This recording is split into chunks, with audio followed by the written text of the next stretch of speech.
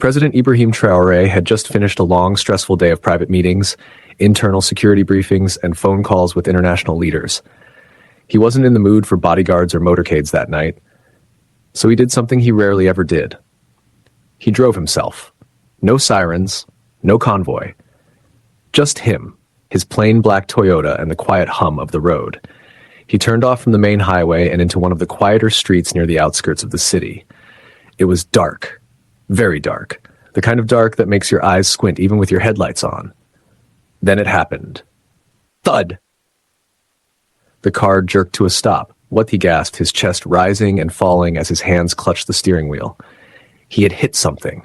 Or someone. His heart was racing. No. What have I done? He whispered, his voice shaking. He stepped out of the car slowly, the engine still running. His eyes scanned the road and then, just ahead, in the glow of the headlights, he saw her. A woman, lying on the ground, still breathing, but not moving much. She had dreadlocks that looked they hadn't been washed in days. Her clothes were torn and dusty.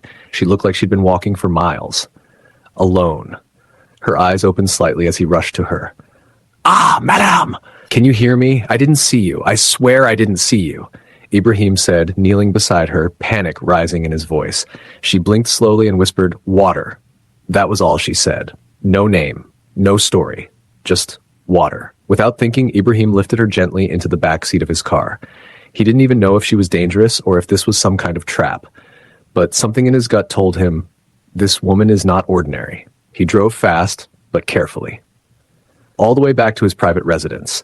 Not the presidential palace, no. He couldn't bring her there. Not yet. He arrived, rushed inside, and called for his personal doctor. Only 2 trusted people were allowed to see her, his doctor and his housekeeper, Mama Adiza, a motherly woman in her 60s who had been with him since his soldier days. "She's severely dehydrated," the doctor said, "but no broken bones. She'll be fine." President Ibrahim sighed in relief and leaned against the wall. His heart was still pounding. Who is she? What was she doing alone on that road? That night, he sat on the sofa, not sleeping, just watching the guest room door. Around 2 a.m., he heard a sound. The door opened slightly. He stood up, and there she was, the strange woman, standing barefoot in the hallway, her eyes scanning the room like she didn't recognize anything. She looked scared, lost. But then, her eyes locked with his. I didn't mean to scare you," she said quietly, her voice raspy but calm. "Thank you for not leaving me there." He took a slow breath. "Who are you?" She hesitated, looked down, then back up. "My name is Zainab," she said. "And I didn't choose to be on that road. Someone wanted me dead." Ibrahim's eyes widened. "What?" Zainab nodded slowly. "They thought I wouldn't survive. But now, I'm here, and I think I know why." And that was the beginning of something that would change everything. President Ibrahim had no idea that taking Zainab home would lead him into a deep, dark conspiracy, a game of betrayal, secrets, and danger that would shake the foundation of everything he believed in, even the people closest to him, and he definitely didn't know that this woman would become the key to a truth that could either save his country or destroy it. President Ibrahim Traore stood frozen in the hallway, staring at Zainab like she was a puzzle he couldn't solve. The soft humming of the ceiling fan above and the distant barking of a stray dog outside were the only sounds in the still night. Zainab, still weak but somehow calm, stood with her back straight. Her eyes carried the kind of pain that doesn't come from a wound, but from betrayal. "Someone tried to kill you?" Ibrahim asked, walking closer but slowly, cautiously. "Who would want to do that?" Zainab looked at him, and for the first time, she smiled. But it wasn't the kind of smile that came from joy. It was the kind of smile people give when they've been hurt so many times they've learned to laugh through the pain. She sat down on the armrest of the sofa, holding her side like it still hurt. "I don't know their names, I don't know their faces, but I know they're powerful. They have money, influence, and they're hiding something big." Ibrahim sat across from her, listening, continued. "I used to work as a cleaner at a private mansion in Bobo Dioulasso. The man who lived there was some foreign investor. I never saw his face clearly. He always came with tinted cars, surrounded by men with big guns. But one night, I saw something I wasn't supposed to see." She looked him dead in the eyes. A briefcase full of documents, government documents, classified ones. I didn't understand everything, but I saw your name and a list of politicians. It looked like a plan, like they were planning something terrible. I ran. They found out. Next thing I know, I was being chased like an animal. She looked down at her feet. I walked for 3 days. I was trying to get to Ouagadougou. I thought maybe if I could reach someone important, someone who could help, but I didn't know who to trust. Ibrahim leaned forward, elbows on his knees, hands clasped. His heart was thumping in his chest. Was she telling the truth? Could this be real? Or was it some setup? Then Zainab said something that made his blood run cold. I saw your signature on one of the papers. It was authorizing something about land and uranium. Land and uranium? He knew exactly what she was talking about. There had been whispers, rumors of illegal mining contracts being signed behind his back, but nothing concrete. And now this woman, this stranger, was here saying she saw it with her own eyes? He stood up, pacing.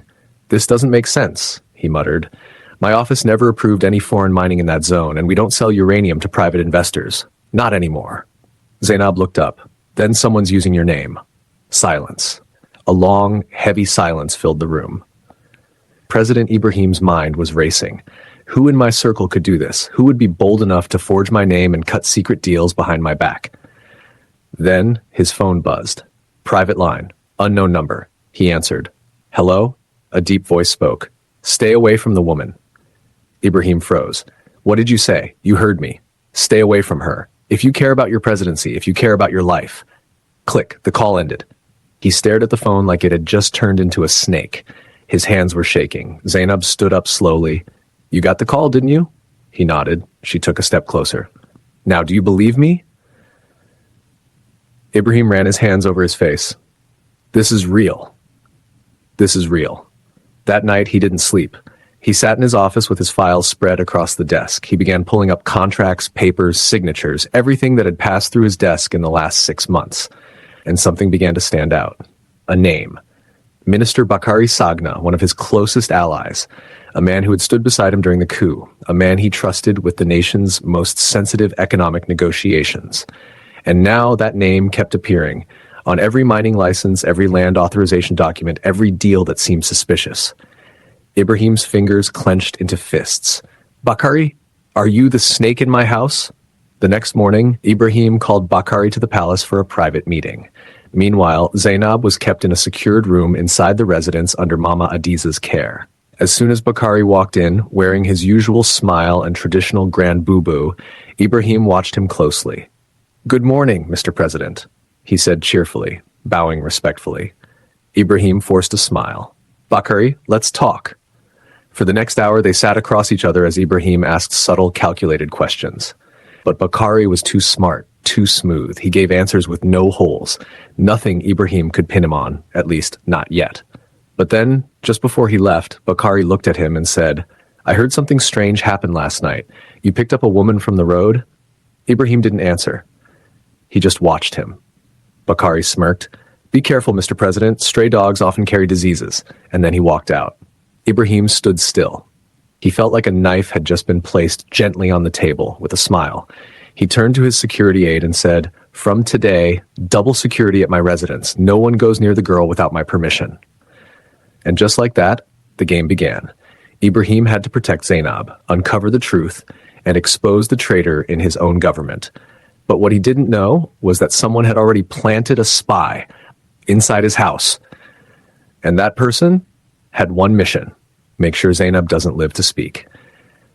The sun burned hot over Ouagadougou that day, but inside President Ibrahim Traore's private residence, it was cold. Cold with tension, suspicion, and a growing sense of danger. Zainab sat in a quiet room upstairs, dressed now in clean clothes Mama Adiza had given her, an old but neat boo-boo. She looked better, healthier, but her eyes stayed sharp, like someone who had learned never to relax, not even for a second. Downstairs, Ibrahim stared at the names on his whiteboard. Names of trusted ministers, advisors, old friends. He drew lines, made connections, circled names. All the clues pointed to one thing. Someone in his inner circle was working with foreign agents to loot Burkina Faso's natural resources. and they were willing to kill anyone who got in their way. He called for his top intelligence officer, Captain Seydu, a loyal man from his army days, someone he trusted more than most. Seydu, he said, voice low, I need you to watch Minister Bakari Sagna. Taps, movements, contacts. Don't let him suspect anything. Seydu nodded sharply. Yes, sir. And then Ibrahim added, and find out if there's a mole in this house. I don't care if it's the cook, the guard, or the cleaner. I want every shadow accounted for. Yes, Mr. President. As soon as Seydu left, Ibrahim turned toward the CCTV feed on his desk, a small monitor showing different angles of the house. He pressed a button. One of the cameras zoomed in Zainab's door. Still locked, still guarded. But what Ibrahim didn't know was that the real danger wasn't coming through the door. It was already inside. That night, Zainab woke up suddenly. She could feel something was wrong. Footsteps. Soft, slow, careful. She got up quietly, tiptoed toward the door, and pressed her ear against it. Nothing. Then, her window. Someone was opening it. Zainab didn't scream. Instead, she grabbed the metal lamp beside her bed and stood near the corner, holding her breath. A shadow slipped inside the room, slow like a snake. A tall figure dressed in black, wearing gloves. The person turned toward the bed, clearly expecting her to still be sleeping. And that was their mistake. Wham! Zainab swung the lamp with all her strength. It crashed into the intruder's head. They stumbled back, but not before shoving her hard against the wall. She screamed this time. Help! Somebody help! Guards burst into the room seconds later. The intruder tried to escape through the window, but was caught and dragged down. When they removed the mask, Ibrahim felt the world spin. It was one of his own guards, a man who had been working with him since the early days of his presidency. Someone who had access to every floor of his residence. The guard was silent at first. Then, under pressure and interrogation, he cracked. They paid me, he confessed. I don't know who exactly. I only know I got an envelope every month. Someone always dropped it at my cousin's shop in the market. Ibrahim clenched his jaw. Who gave you the order to kill Zainab? The guard swallowed. A woman. I never saw her face. She wore a veil. But she said if I didn't do it, they'd kill my family. The room fell silent. Zainab sat in the corner, shaking slightly, her knuckles white from holding the lamp. Ibrahim walked to her, knelt, and placed a hand gently on her shoulder. I'm sorry, he said quietly. I brought you here to protect you, and now? Zainab looked at him. No, you didn't fail. They're just scared of the truth. That means we're getting closer. And she was right, because later that day, Captain Seydu returned with information.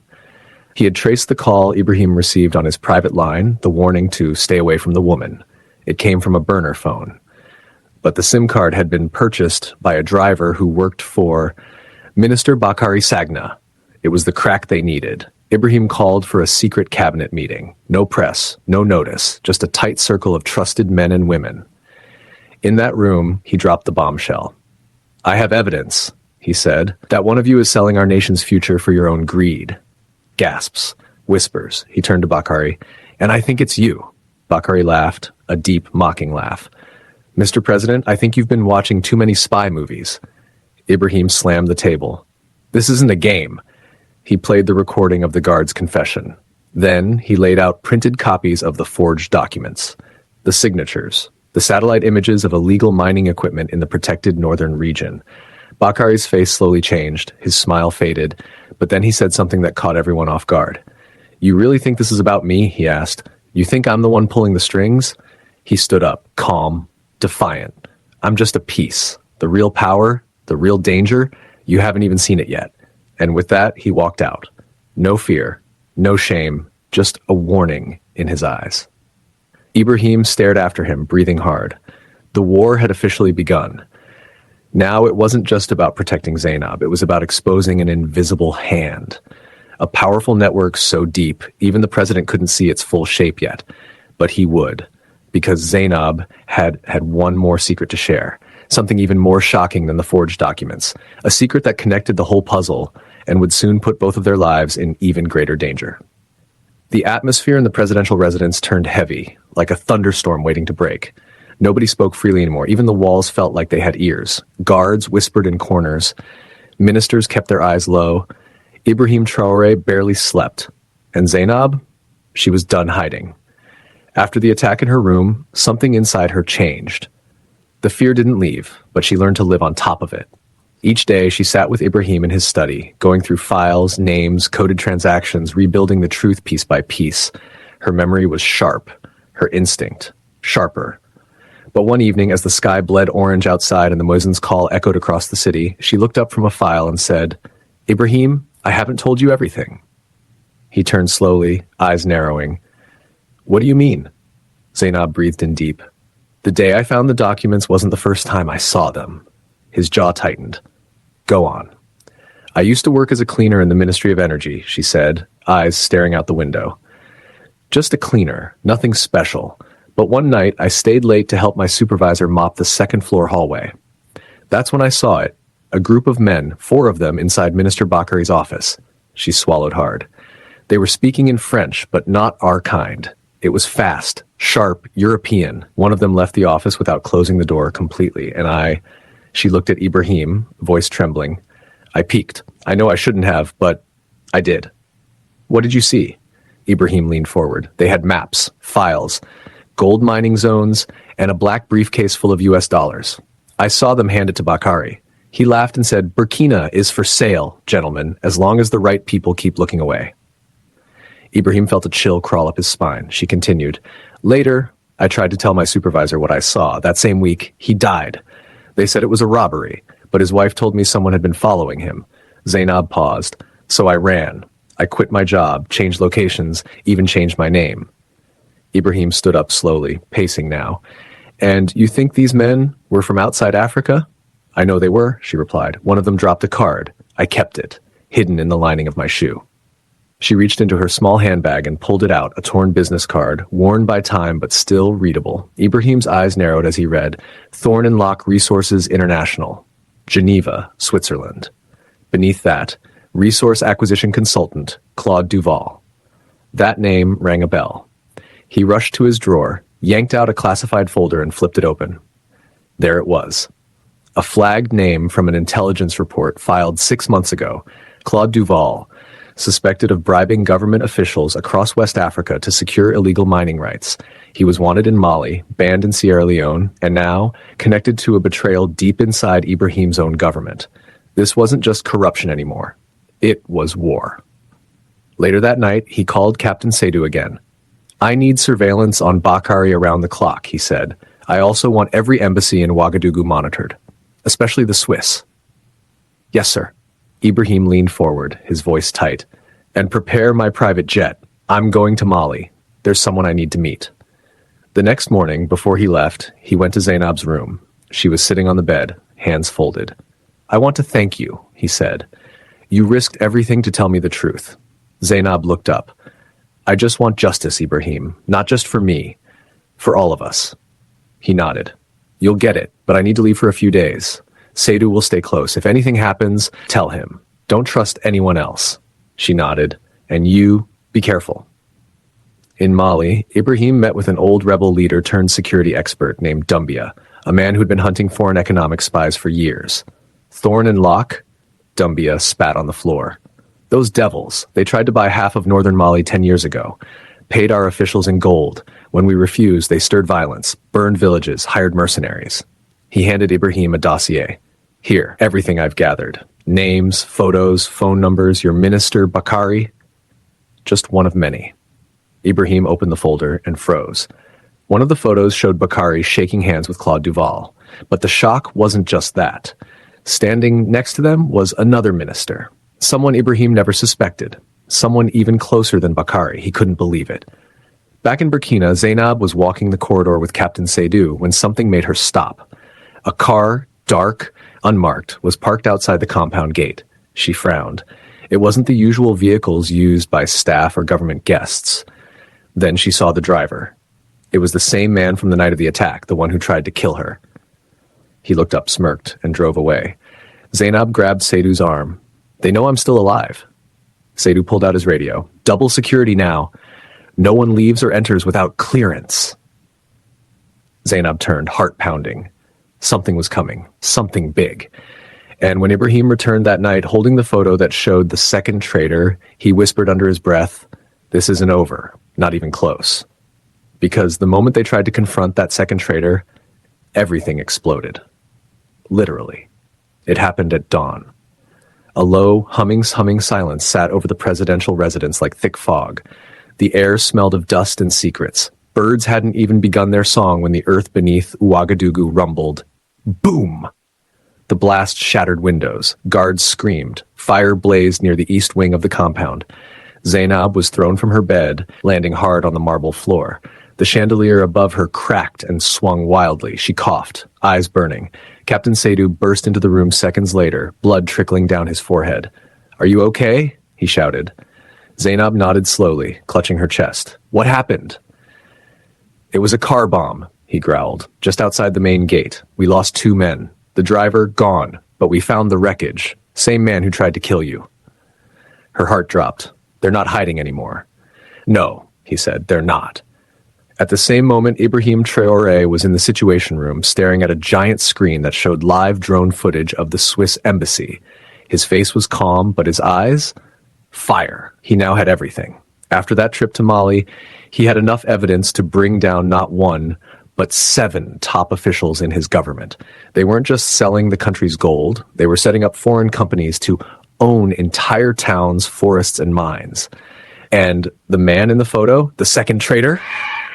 It was Minister Karim, his longtime advisor, a man he had trusted with his children. Karim was the one who approved the fake attack on Zainab's room, hoping to shut her up. The one who planted false information to confuse investigations. The one who invited Claude Duval to Burkina Faso in the first place. And now, Karim was on the run. But Ibrahim had a plan. That afternoon, Ibrahim called a press conference. Cameras flashed. Journalists packed the room. Millions across Africa tuned in live, thinking it would be another boring speech. Instead, they got something else. Ibrahim stood tall, voice steady. "My fellow Burkinabe, today I will not give you promises. I will give you the truth." He paused. You could hear his breathing, slow, heavy. "For the past year, I have been hunted, betrayed, lied to by people I once called brothers. But in that pain, I found something stronger than fear. I found clarity." He lifted a file into the air. "This is the story of how a poor woman named Zainab, nearly run over by my car, ended up saving this entire nation." Gasps. Reporters stared. He began reading names, showing photos, transaction records, foreign agents, hidden bank accounts in Geneva, offshore companies in the Seychelles, secret land transfers. He exposed them all. Minister Bakari, arrested live on camera. Minister Karim, captured at the border 2 hours later. Foreign ambassadors declared persona non grata and deported. It was a purge the country had never seen. But what stunned people most, he gave Zainab the microphone. Her hands trembled, her voice cracked, but her words strong. "I never planned to be here," she said. "I was just a cleaner. I didn't finish university. I didn't think my voice mattered. But when I saw the truth, I couldn't ignore it." She turned to Ibrahim. "You didn't just save my life, Mr. President. You believed me when no one else did. And because of that, Burkina Faso now has a chance." The room erupted in applause. Tears filled eyes. For the first time in a long time, the people felt hope. Days passed, investigations continued, but something had changed in the air. The people now watched Ibrahim with respect, not just as a leader, but as a man who listened to the weak. And Zainab? She was given a full scholarship to finish her education. Then appointed to a new task force designed to track and prevent corruption inside the government, from cleaner to national hero. One evening, as the sun set behind the red earth horizon, Ibrahim and Zainab sat outside the palace, sipping ginger tea. She chuckled softly. "It's funny how life works." Ibrahim smiled. "What do you mean?" "Almost dying," she whispered, "was the best thing that ever happened to me." He nodded, staring at the fading sky. Sometimes God saves a country through the most unexpected person. The camera fades to black. Soft music rises. Then the words appear on screen. Never ignore a small voice. It may be the one that saves a nation. Call to action. If this story touched your heart, share it with someone who believes in truth, justice, and second chances. Don't forget to like, comment your thoughts, and subscribe for more powerful African stories that speak truth to power.